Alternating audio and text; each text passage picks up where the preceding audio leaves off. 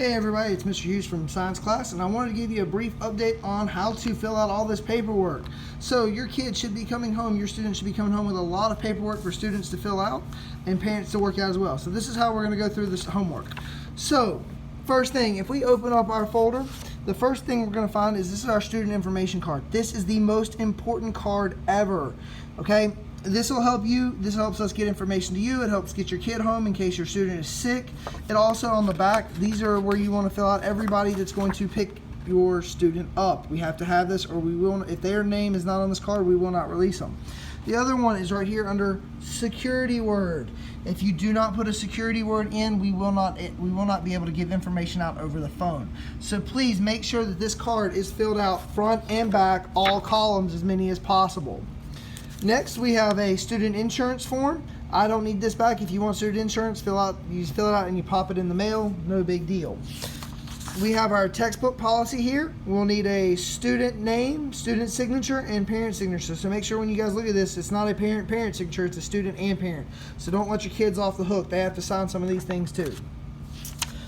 This here is our student opt-out notification. So make sure you read this, and because if you want them to use the internet, they don't need to fill this stuff out, but this involves like photos, directory, yearbook, all that kind of stuff to make sure we can use their photos and everything else, especially on social media. Here's their locker agreement. Even if you've purchased a locker, I still need a student signature and parent guardian signature and a date. It basically just states that the school still has permission to get into the locker with,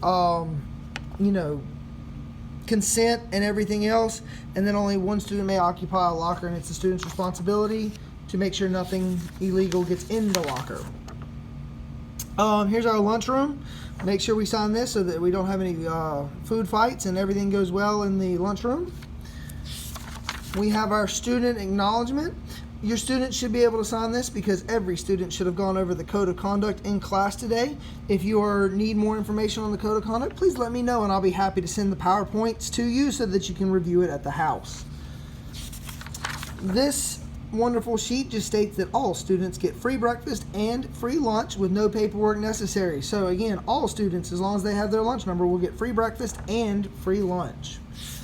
Here are our attendance procedures. Please make sure your student's here. The biggest one is that we only use 10 absences per semester. Anything more than 10 is considered excessive, and it goes through the policies of doctor's notes and whatnot. We will then have a screening. In 6th grade, they will get growth and development, BMI, vision, hearing, and scoliosis. So if you don't want your student to go through that health screening, please send us a letter. This one is going to be the most important one. This is our BYOD. The BYOD policy allows students to bring devices onto campus and be able to use them. So if your student wants to be able to use a device, they will need to fill this out. It is good policy to have this filled out whether your student has a device or not, because this will also help with the student allowing access to internet in the library and on classrooms. This one is our student code of student and parents guide. We will also need y'all to fill this one out. It's pretty self-explanatory.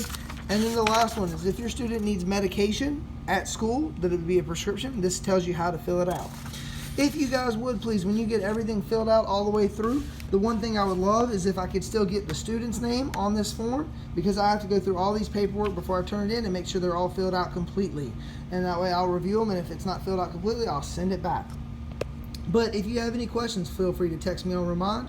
But they are all pretty self-explanatory. And again, the biggest thing is just make sure you look out for student signatures as well as parent signatures, and please fill out the front and the back of your student information card. That is all for this, and like I said, hope you guys have a great rest of the night.